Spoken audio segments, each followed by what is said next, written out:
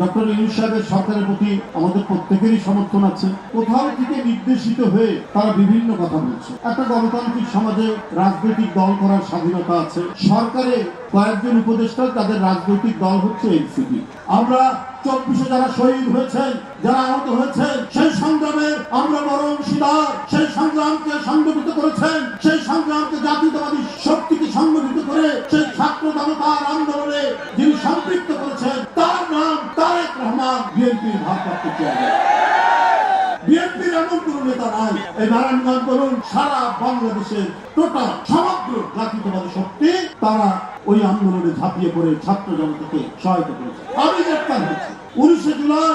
আমার সাথে বিএনপির আরো গুরুত্বপূর্ণ নেতা তারা গ্রেপ্তার হয়েছে। ছাত্র দলের 142 জন ছাত্র দলের নেতা কর্মী নিহত হয়েছে পুলিশের গুলিতে। এরা যে আত্মদান করলেন কিসের জন্য?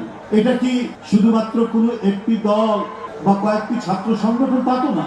এটা যারা 16 বছর আন্দোলনে ছিল তাদের সম্মিলিত শক্তিতেই এবং ছাত্র জনতার সব স্রোত, নদীর স্রোত একসাথে মিলে শেখ হাসিনার মতো দুর্বৃত্ত, ঘাতক, রক্ত পিপাসুকে এইখান থেকে বিদায় হয়েছে বাংলাদেশ। আজকে অত্যন্ত কৃত্রিম ভাবে আপনারা তৈরি করছেন, নানা অভিযোগ দিচ্ছেন।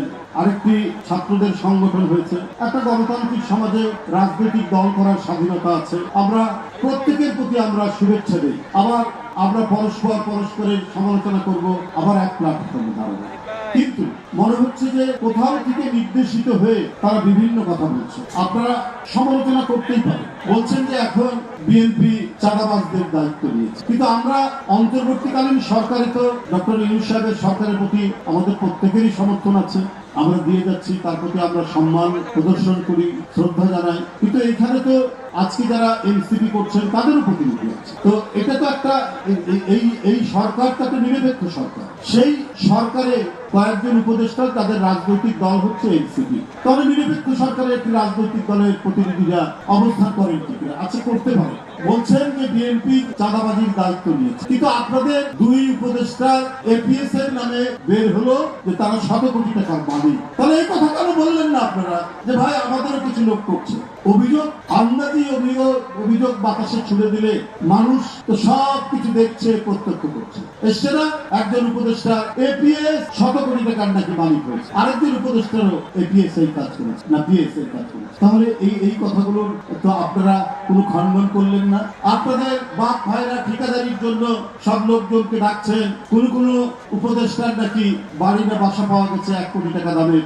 এগুলো তো চাপা থাকছে না। কিন্তু আপনাদের তো কোনো দৃষ্টান্তগুলো বুঝলাম যে দলের নাম ভাঙিয়ে অথবা ছাত্র জনতার যে স্পিরিট, এই স্পিরিটের নাম ভাঙিয়ে কোনো অসাধু মানুষ কিছু করতে পারে, তো তাদের বিরুদ্ধে তো আমরা ব্যবস্থাও করতে পারি।